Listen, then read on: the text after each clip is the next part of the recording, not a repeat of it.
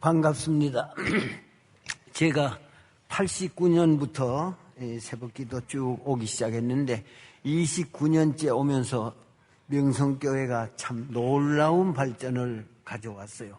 처음에 오니까 이 예배당 물론 없고 저쪽 예배당도 없고 피닉스 상가에서 돌아가신 김두봉 목사님 모시고 집회를 하고 계시더라고. 근데 뭐 계단까지 꽉 들어차서 올라갈 수도 없고 거기 그냥 계단에 서서 예배 끝날 때까지 예배를 함께 참여했습니다. 근데 세월이 흘러서 29년 동안 참 놀라운 발전을 가져왔습니다. 제가 이제 올 때마다 당회장님이 설교를 하라 그래서 아마 내가 김사만 목사 다음으로 이 교회 설교 많이 한 사람입니다. 저 원주 수양관의 부흥회도 했고 물론 또 저쪽 예배당에서는 본 부흥회 그것도 했고요. 뭐 다 했어요. 야간. 그런데 올 때마다 하라니까 한번 생각해 보세요. 29년 동안 2번씩 하면 그 60번 가깝잖아요. 그것만 한 게 또 아니라고. 중간중간 금요 집회도 바쁘면 나보고 하라고 그러고. 하여튼 이 교회 설교 제일 많이 했어요. 제가 물론 영락교회, 소망교회, 동신교회 다 설교했지만은 이 교회만치 설교를 많이 하지 못했어요. 그 동계올림픽이 이제 1년도 안 남았네요. 한 10개월 남았는데 그 동계올림픽이 2011년 7월 8일 날 남아공의 터번에라는 도시에서 결정이 됐어요. 그때 이명박 대통령도 가시고 또 빙상여제 우리 김연아 양도 가고 뭐 우리나라 대단한 사람이 다 갔어요. 그 3수째니까. 삼수 한 번이 아니에요. 한 번은 첫 번째 도전에서는 카나다한테 뺏겼고 두 번째는 소련한테 뺏겼고 세 번째 3수. 근데 7월 8일자 뉴욕 타임스에 이런 기사가 올랐어요. 그걸 그 다음날 7월 9일 날 토요일 날 한국일보가 이렇게 번역해서 낸 기사가 있어요. 내가 설교하는 사람이 이렇게 띄어가지고 있는데 거기 뭐라 그랬는가 평창 동계올림픽 유치는 한국 백성의 인내의 성공이라 그렇게 기록을 했어요. 그래서 내가 간단하게 좀 읽어드릴게요. 보세요. 뉴욕타임스는 2번이나 쓴 고배를 마쳤던 평창이 동계올림픽 유치에 성공한 그 배경에 대해서 한국 내외의 신문들이 포기하지 않는 인내가 주요했다고 분석했다. 뉴욕타임스는 참을성과 인내가 승리했다는 당시 자크 로케 국제올림픽위원회 위원장의 발언도 함께 소개했다. 뉴욕타임스는 또 평창의 동계올림픽 유치로 인해서 한국 언론의 사설처럼 한국의 위상이 올라갈 것이 분명하다. 일본과 비교하는 경향이 강한 우리 한국은 이전까지 일본이 아세아 국가 중에서는 유일하게 동계올림픽을 유치했다는 사실 때문에 속이 심히 속상했지만은 이번 유치 성공으로 말미암아 자존심을 회복할 수 있었다. 이것은 한국민의 참을성과 인내의 승리라. 평창 사람들은 박수를 쳐야 되는데 어디 가서 그래. 이제 우리 생에 다시는 우리나라에 동계올림픽을 할 수도 없거니와 또 주지도 않아요. 그런데 23회 동계올림픽 이제 1년도 안 남았습니다. 17회 동계올림픽이요. 1994년 노르웨이의 리리함메르라고 하는 데서 열렸습니다. 근데 그 당시 미국 사람들이 굉장히 많이 갔어요. 그 이유가 하이라이트를 받는 선수 때문에 그렇습니다. 댄 젠슨 선수라고 스피드 스케이트 주종목이 500m, 1000m예요. 우리나라가 요즘은 뭐 500m, 1000m, 1500m 두각을 좀 나타내는, 그때는 진짜 하나도 없었어요. 메달 딸 줄은 그 상상도 못할 때입니다. 그런데 댄 젠슨 선수가 각종 세계 빙상대회에서 메달 딴 것이 80개가 넘는데 꼭 올림픽만 10대부터 이 사람 출전해서 4번째 갔어요. 한 사람이 4번이나 올림픽 4년마다 한 번 열리는데 갔으니까 그것도 대단한 거죠. 이 30세가 넘도록 꼭 아주 스피드는 좋은데 꼭 코너를 돌다 미끄러져 자빠져요. 그래가지고 한 번도 메달을 올림픽에서 못 땄어요. 근데 첫 번째 출전해서, 그때는 요즘은 CBS가 중계를 하는데 그때 MBC가 그 중계를 하는데 한 5만 명 들어가는 관중 트랙에 거의 90%가 미국 사람. 댄 젠슨 선수가 이번에는 좀 자빠지지 않았으면 좋겠다. 나도 기도했어요. 진짜 하나님 이거 자빠지지 않게 해주세요. 자빠지지 않으면 월등히 우세한데 코너 돌다가 그만 자빠져지고, 그러니까 금메달은 고사하고 동메달도 못 자빠져지니까. 그런데 500m에 또 자빠져졌어요. 그래 이제 1000m 하나 남았는데 그날 나는 신방도 안 가고 집에서 이 사람 때문에, 이 사람 하여튼 이번 놓치면 영원히 이제 올림픽 나이기 때문에 되질 않아요. 얼마나 초조한지 나도. 그래서 있는데 드디어 시작이 됐어요. 근데 완전히 스타트는 재빠르게 앞장 나갑니다. 직선거리에서는 많이 거리를 넓힙니다. 그런데 코너를 돌다가 자빠질 뻔했어요, 진짜. 아찔하는데 내가 눈을 감았다니까. 그 마지막인데 그래도 영 자빠지지 않고 짤룩 하더니 일어나서 스피드를 내는데 드디어 1000m에서 1등을 끊었습니다. 거기 모인 5만 명 군중 거의 다 일어나서 박수를 치고 만세를 부르고 난리가 났습니다. 나도 집에서 그것보다 막 좋아서 소리 치니까 우리 집사람이 왜 그러냐고요.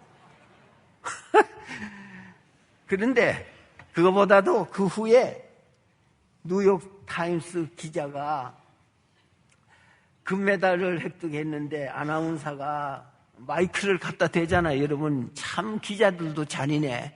숨이 막 그냥 허덕거리는데 갖다 대고 말하라니까 그 기자들도 참 상식이 없는 거지. 그런데 숨이 찼는데 이렇게 말하더라고. 참고 견디느라고 그동안 많이 울었습니다. 많이 울었다고. 부인도 참 예쁘게 생긴 백인 여자가 두 눈에서 눈물이 쭉, 또 그런 것만 또 잘 이렇게 포착을 해요. 근데 한 2살인가 먹은 딸을 엄마가 안고 있는데 그 애도 엄마가 우니까 자기도 울어. 뉴욕 타임스는 댄 젠슨의 금메달 획득에 대해서 글을 이렇게 실었어요.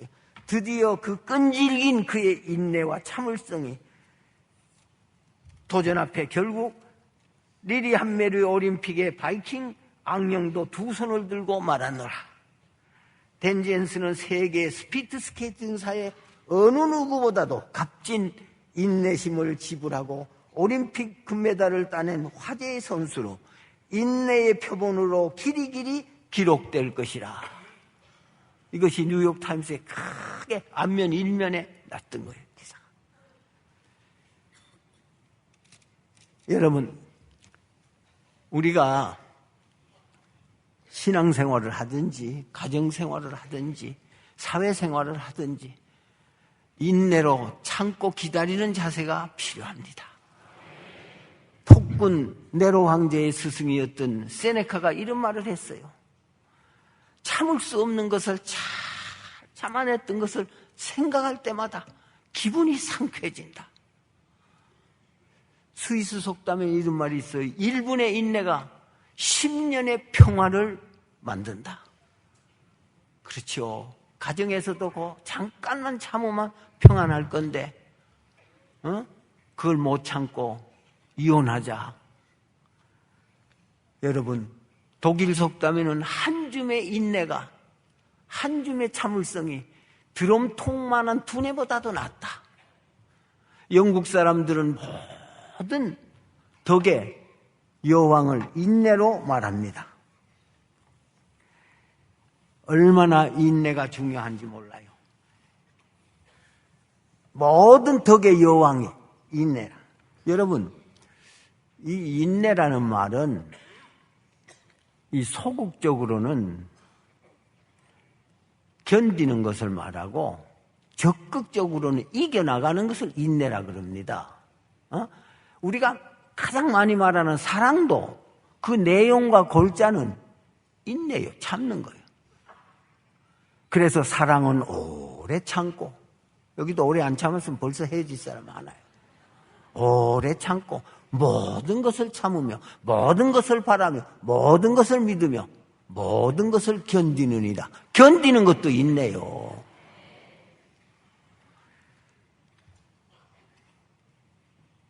그런데 우리 사도들도 보면 사도 바울은 갈라디아 5장에서 인내에 대해서 말했어요.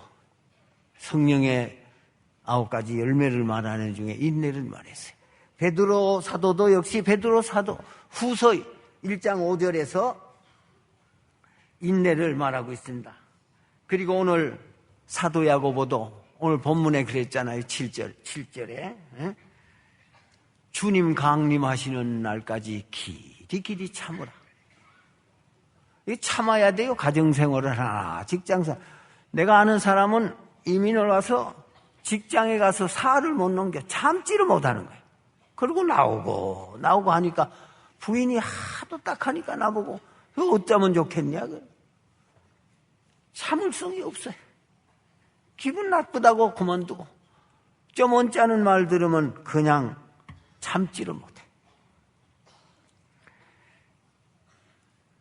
인내가 필요합니다. 그래서 사랑은 오래 참아야 됩니다. 여러분, 제가 얘기 하나 하고 설교를 오래 안 합니다. 오래 하면 또 다시 시기지도 않아요. 그래서 길게 안 해요. 철광왕 카네기가요, 젊을 때 고생을 많이 했는데 이 집 저 집 방문하면서 세일스맨을 했다고 합니다.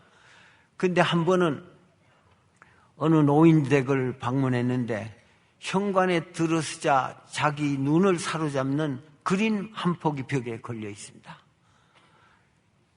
아주 그 그림에 큰 충격을 받았다고 합니다.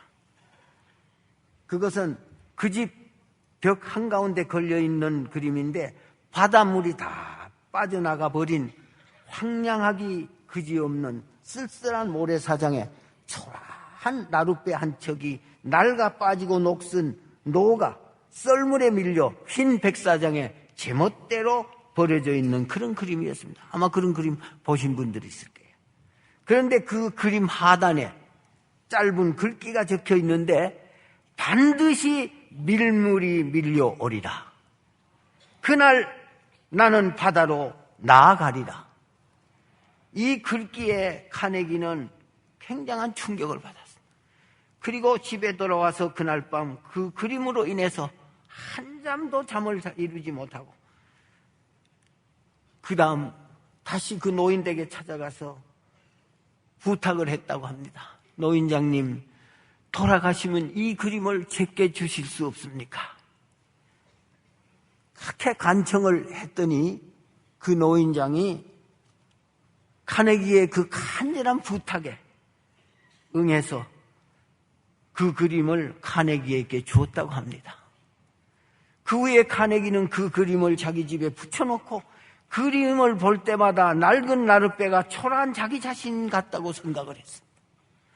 하지만 언젠가 밀물이 올 것이고 그때가 되면 나룻배가 넓은 바다로 나아가는 것처럼 자기 자신도 꿈을 이룰 수 있을 것이라고 굳게 믿었습니다. 그렇게 오랜 기다림 후에 그의 꿈은 현실로 이루어졌습니다. 이사야 30장 18절 하반절에 기다리는 자가 복이 있도다. 어떤 사람은 눈앞에 보이는 현재만 바라보고 현재보다 더 나은 내일을 주시는 좋으신 하나님을 보지 못할 때가 많습니다. 우리 하나님은 현재 머물러 주저앉는 것을 싫어하십니다. 밀물이 올 것을 믿고 오늘의 이 고통을 이겨내는 그런 사람, 더 나은 내일을 기다리며 기대하는 사람이 될 수 있는 것을 원합니다. 오늘 본문 앞에 5장 11절 하나님께서는 우리에게 은혜를 베풀어 주실 때를 기다린다고 했습니다. 보라, 인내하는 자가 복되다 하지 않느냐, 그렇게 말씀했지 않아요? 오래 기다리는 사람 축복받습니다. 이 사라는 아들을 주실 때까지 참아야 되는데 기다리지를 못하고 자기 뜻과 인간의 생각으로 하나님의 일을 추진시켜 보려 하다가 하가를 통해서 이스마엘을 낳고 큰 불화가 생기고 오늘날까지도 중동에 저는 전쟁을 만들어 놓았습니다. 참지 못하고 참고 기다리지 못하는 사람은 큰 그릇이 될 수 없습니다. 시편 37편 7절에 참고 기다리라, 그렇게 말하고 있습니다. 오늘 본문에도 있습니다만 신명기 11장 14절에는 하나님께서 땅에 이른 비와 늦은 비를 적당한 때에 내리시라니 참을 수 없는 것을 잘 참고 감사하지 못할 것을 감사하고 기다릴 때 기적적인 축복이 나타나는 줄 믿습니다. 수로보니게 여인도 낙심하지 않고 우리 예수님의 계속 부르짖어 귀신 들린 딸이 나왔습니다. 여러분 다 아는 가난한 과부가 재판장에게 애원할 때 물러설 줄 모르고 계속 매달리니 드디어 응답을 받았던 거 잘 알지 않습니까? 기도 역시 응답이 올 때까지 계속 참고 기다리시기를 바랍니다.